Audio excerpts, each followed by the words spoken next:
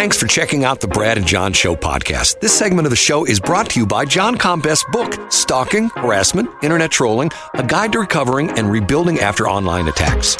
It's a great reference if you've ever been the unfortunate target of a social media attack. It's available on Amazon. Just search John Combest. That's C-O-M-B-E-S-T, John Combest, and the book will show up in your search results. Now it's time for another segment of the Brad and John Show. Can you handle it?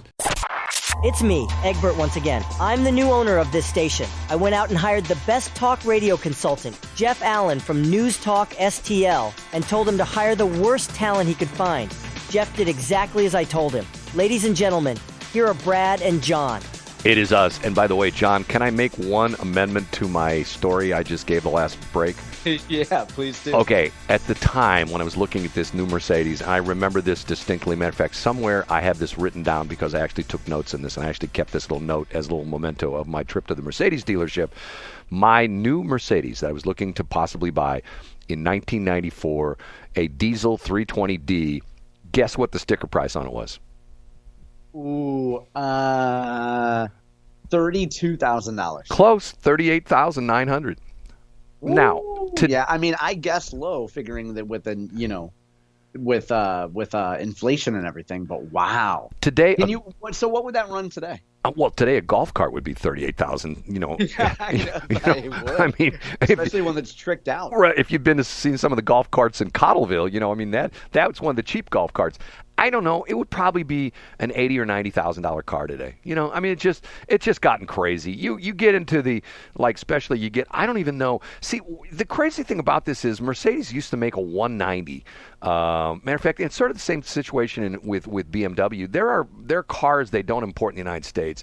BMW used to make what they called a 1 Series, which was a very small car, and they didn't. And you know, the crazy thing about it is in the United States, you know, you look at Mercedes and oh my God, high end. You go to Europe some places and like in Germany, Mercedes are taxi cabs. You know what I mean? It's a totally different marketing kind of thing. Okay, switching gears. Yesterday, I heard this, and I don't know if this is on. This is probably some report that came out, and John probably has this on his top 30 or top 40, wherever he's got, about the recap of the Missouri marijuana business, the financial recap. Have you heard this? I heard it on The Patriot yesterday, where they were giving all the amount of money. Yeah, I had a piece up that summarized sales last week. I think I had it up. Well, maybe this was old news. They were rehashing it yesterday, but essentially they said since medical, they went back to medical marijuana days and coming forward. So in other words, it started off with medical marijuana. Now we've got all kinds of marijuana, recreational 21 plus. Do you remember what the sales of that so far were? I don't. I'm looking it up right now, and the total is it was promoted by Tony's Kansas City. Had it up. I don't have it in front of me. $2.5 billion has been sold in marijuana since it started. Now this predates. Hold on a minute. Once again, this predates the recreational. This is going back to when you could first walk into a dispensary. Back in the day, you had to have the medical ID card. But see, the interesting thing for me is I'm surprised that Bill Eigel hasn't jumped on this. And you know my reasoning for this?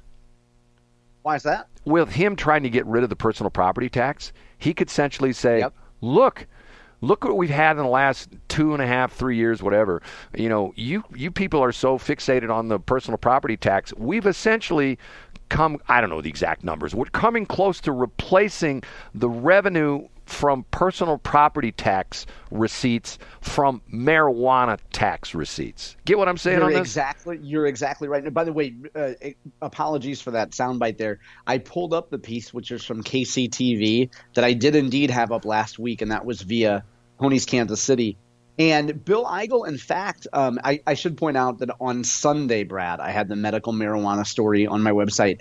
Yesterday, Bill Eigel was on KZRG in Joplin. I have a link up to it today, of course, with timestamps. And Brad, the folks at KZRG asked him the question of, well, if you eliminate personal property tax, where on earth are you going to replace this? And they said, where are you going to cut spending? And he said, the issue is not replacing the revenue. The issue is we're spending money on a ton of things, and we have a lot of revenue coming in. So Bill Eigel is making the point. He didn't say marijuana, Brad, But to your point, he's saying we have plenty of money coming in. We're spending a ton of money. And I forgot the figure he gave, Brad, but he did mention the exact amount of money that the state budget would lose based on personal property taxes, or the amount of revenue that would be lost from the overall government coffers. And it pales in comparison to what Missouri spends every year. Well, especially that. I think I've told you the story. I guess it's been a year and a half ago when O'Fallon Chamber of Commerce, I went to this thing they call Lunch and Legislators. They have a guy come in, we eat lunch, and somebody talks. And this time it was Representative West from out there in the New Melly area. You know what I'm talking about? Yeah, I do. Richard West. Richard West. And he gave a recap of the budget, and I almost choked on my meal because of the fact that he gave some statistic that went like, hold on a minute, like the Missouri budget went from, I don't remember the exact numbers, like he gave a 7-year span, the Missouri budget tripled. And I'm going I go, what the heck is this? And yeah, it exploded in size. Now remember too that we have had a lot of pandemic funds come in that are not recurring. Yeah, but this is human nature personified. Human nature is that if look at the situation. Look, this is the reason why I always found the book The Millionaire Next Door is so fascinating. Okay, let's track a couple. Okay, and you can track me personally. Okay, I got married in 1980. Okay, bought a house for $32,000. Okay, at the time, oh my God, $32,000. Then had a kid, needed a bigger house. Bought a different house. That house cost $112,000. Had another kid. Okay, our expenses grew and grew and grew. Okay, but you track a lot of families that they start off, they husband and wife gets married, they buy a small house, maybe they rent an apartment, and the next thing they knew, they buy a small quote unquote starter home, and the next thing they're in Maryland Heights, the next thing they're in Creve Coeur. They're pulling the Jeffersons. They're moving on up little by little, and they get more quote unquote accustomed to a higher standard of living. Right. And as their revenue increases, as their salaries increase and the amount of money they make from their jobs, so increases their expenditures. Then they buy a boat. Then they buy, a place down at Lake of the Ozarks. Blah, blah, blah, blah, blah, blah. Okay. The whole concept behind The Millionaire Next Door, if you read the original book, is the guy who lives next to you is the millionaire. Even though you're not, the guy that lives next to you, and typically for example, we've talked about this before, the Dave Ramsey thing, the thing he talks about, number 3, the teachers, we don't make any money. They're the third largest group of millionaires in the United States, okay? That's what's happened with our government. It's like, we get more money, we spend it. The COVID money comes in, we spend it. And pretty soon it's to the point where, okay, then you become like the drug dealer when all of a sudden, when you get when you get that high and all of a sudden you can't get your fix anymore. Oh, what am I going to do? Or the guy who was cutting you deals for your nose candy or whatever, your drug of choice was, all of a sudden, hey, dude, when I get you going, I get you that starter price, but once you get to be an addict, the price triples. Oh, gotta have it. I read a thing the other day. I'm a guy who's driven back and forth on I-70 between St. Louis and Kansas City. I don't know how many times. I've driven to the end of Interstate 70 several times out in the middle of Utah. I mean, this whole deal about 6 lanes of 70, between St. Louis and Kansas City, I think it's ridiculous, to be quite honest with you. 6 lanes in the St. Louis Metro out to Wright City, yeah, that makes sense. And even when you get into the KC area, you're way out east of Kansas City when you start to pick up 6 lanes.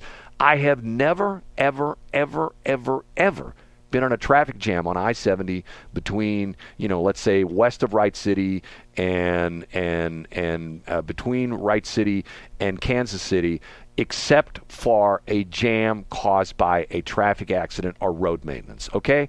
Never, ever, ever. And I'm going like, okay, how many $1 billion? And there was an article read the other day that just the architects, just the engineering data, just the engineering firms are going to get like $250 million for designing the highway. I get it. My dad was a civil engineer. That's what he did for a living. He designs infrastructure, divides highways, overpasses, culverts, bridges, stuff like that. I get it. But why do we need 6 lanes to Montgomery City? You know what I'm saying? Yeah, well, Montgomery City, if you listen to some people, Montgomery County is going to be the home of the next Attorney General, Andrew Bailey, who you listen to daily on 97.1, KMOX, and various stations throughout the state. Can we go back to spending money we don't have, Brad? Okay, Can we talk about that for a second? By the way, yes, spending money, but let me say one interesting thing. Yeah, go ahead. Do you know the air staff at 97.1 has a mandatory day off today? Are you being serious? I am serious, a heart attack. Mark Cox is not on the air today.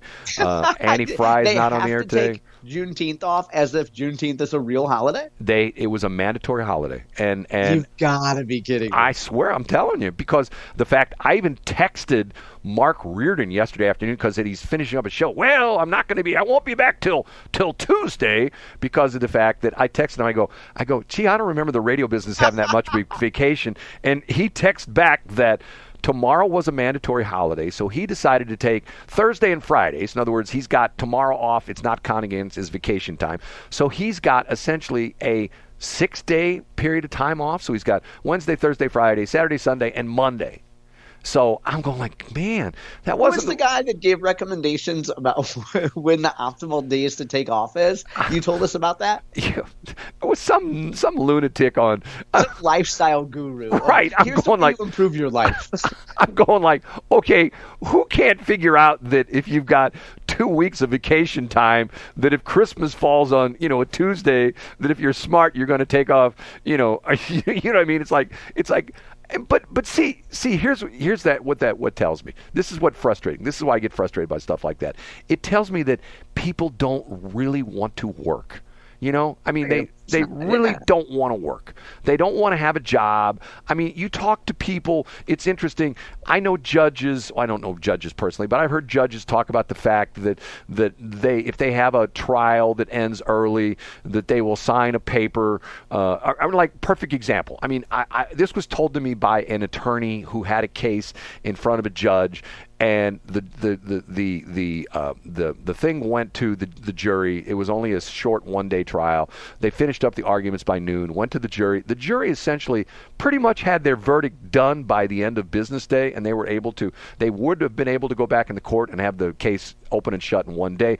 But they decided to essentially wait till the next morning to continue deliberations, because that way they wouldn't have to go back to work the next day. So the judge would give them a thing stating that they were in court still on Tuesday morning, and therefore they didn't have to go. I'm going like, okay, does anybody want to work anymore? When you think, though, Brad, I mean, who are the beneficiaries of this? So in my opinion, it's Netflix, it's Facebook, it's TikTok, because when people get their free time, they're probably not going to go out and go for a run. They're probably not going to go volunteer at the neighborhood soup kitchen.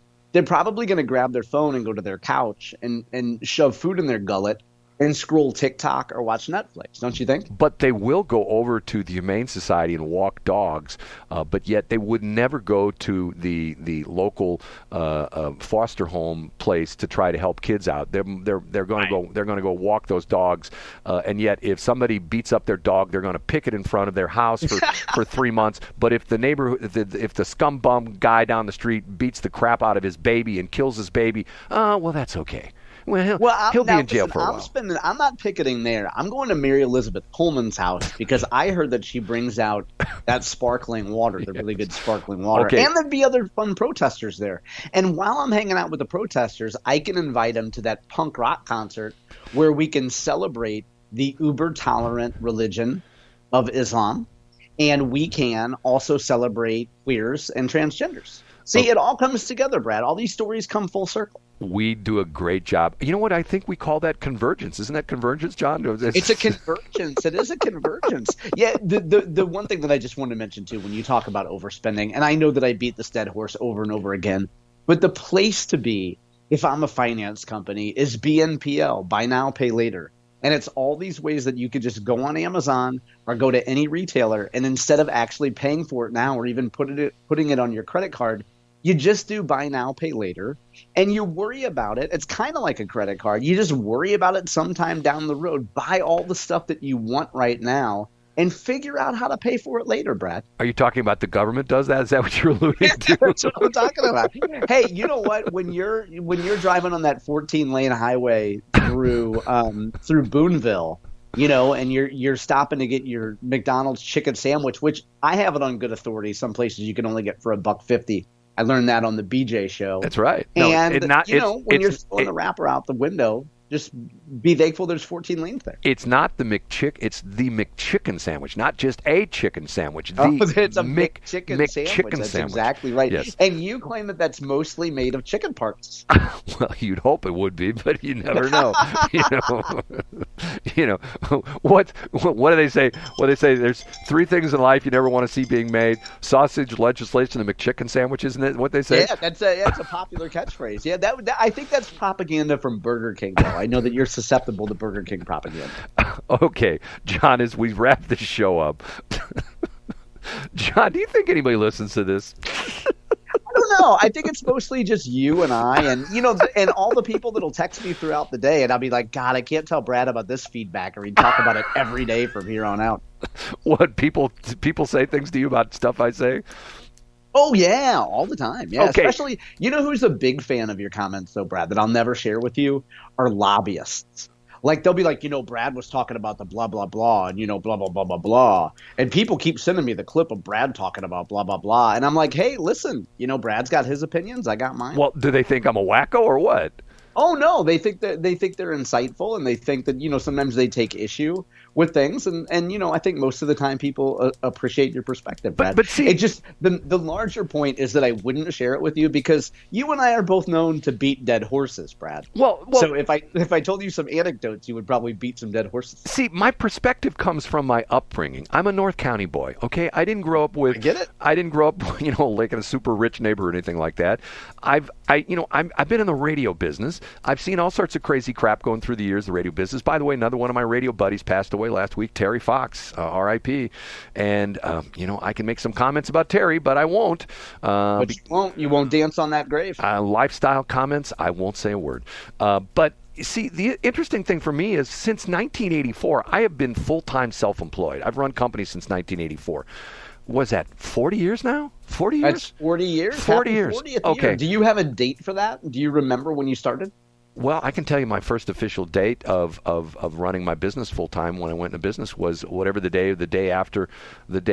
Tuesday after Labor Day in 1984 was my first day of being fully self-employed. I quit my job. I quit my job on a Friday, flew my last traffic report on the Friday, whatever that was, September 1st, 2nd, 3rd, or something like that, 1984. Flew my last traffic flight, landed at the airport, done for the day. I got a nice little plaque, which I to this day still have. I think I do. I have to find it somewhere. And then on that following Tuesday, which was the day after Labor Day, I started my business full time. And because of that, because of having to deal with business on many, our government on many levels, and seeing, quite honestly, the unbelievable crazy bureaucracy and the crazy, talking about, business trying to help people when it does, for the most part, just the opposite, especially. It gets in the way. Right. And you've experienced it firsthand, Brad. Oh, man, I could tell stories. And the problem with this is I think it gets worse and worse and worse for my fellow brethren, small business people, because the more regulations that come out, see, the interesting thing is the big corporations love regulations because they use it as a baseball bat to hit the small guys over the head with it because of the fact. Agree, Brad. And they set up in the name of safety and in the name of consumer safety and better regulations. They set up safeguards to keep small players in the industry out. Right, because they can afford to have a safety dude and they can afford to have a compliance officer and stuff like that. 100%. And some guy who's running a siding company, he doesn't have a DEI person or an enforcement person or a OSHA inspection specialist or stuff like that. And that's the thing that drives me nuts about this. And the sad part of it is, and it's the battle I fight specifically in St. Charles County, and I will go right out and name a name, and I'm going to get in trouble for this. Scott Drachnick at the EDC, all he does is talk about, well, we've got a 12-acre parcel available in Wentzville, which is perfect for a Fortune 500 company. He never says, hey, we've got a little end cap at the corner of Bryan and Feisey Road in this little shopping center that would be perfect for a toenail studio or something like that. Yeah, you know what I mean? Yeah. I mean, and I get it. What do they want want in St. Charles County? They want Amazon, they want Procter & Gamble, they want Schneider Electric, they want Boeing. You know, they don't want Joe's Poodle Salon or stuff like that. You know what I'm saying? I do. I know exactly what you're saying. And that date, by the way, Brad, for posterity's sake, is September 4th, 1984. And as a veteran of the Hazelwood School District, you remember that back in that era, we started school the day afterwards. Yeah, The exactly. day you started your business was the day that I began first grade. Get out. Yeah, 1984. 1984 to 1985, I was in first grade at Larimore. Shows you how much older I am than John. Okay. Okay, John. Hey, older and wiser, Brad. Yeah. No, let's turn that around. John is younger and wiser. That's the way it should be. That is incorrect, but I appreciate the compliment. And, Brad, I hope you have a wonderful Juneteenth. I know you're going to spend the day reflecting on all the horrible things your ancestors did. Actually, I'm going to pick up my son. We've got some hospital visits to do today. So that's true. Well, good luck with that today, Wish me Brad. luck on that. Okay, John, say goodbye. And by the way, over the air, I won't be able to cut the show up till later because I'm literally walking out the door. That's fine. I'll look for it later. Thanks for checking out the Brad and John Show podcast. This segment of the show is brought to you by John Combest's book, Stalking, Harassment, Internet Trolling, A Guide to Recovering and Rebuilding After Online Attacks. It's a great reference if you've ever been the unfortunate target of a social media attack. It's available on Amazon. Just search John Combest. That's Combest, John Combest, and the book will show up in your search results. Now it's time for another segment of the Brad and John Show. Can you handle it?